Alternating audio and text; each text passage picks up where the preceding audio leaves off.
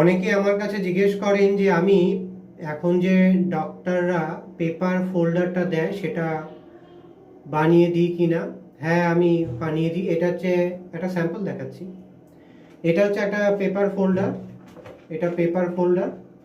এর ভিতরে এই ক্লিপটা আছে, এই ক্লিপটা আছে, এই যে ক্লিপটা আছে। আর এটার পেছন দিকটা এরকম বেরিয়ে থাকে। এই যে এটার পেছন দিকটা বেরিয়ে থাকে। তো এই ফোল্ডারগুলো কি করে কস্টিং বের করবেন ডাক্তারবাবুরা, কেন আমার ফোন অনেক সময় বিজি থাকে।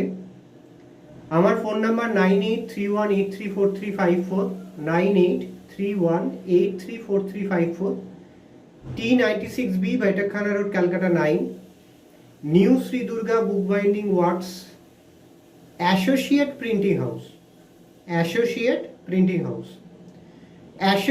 Binding house.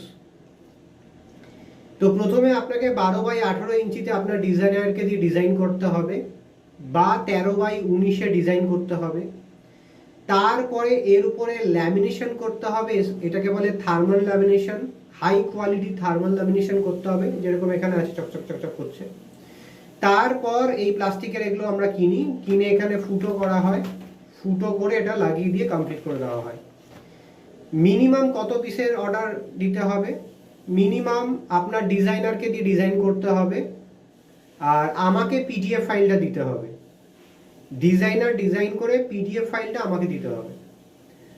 মিনিমাম 100, 200, 500, 1000 এরকমভাবেই তৈরি হয়। কেন কি না, এই যে এগুলোর 100 বান্ডিল হয়।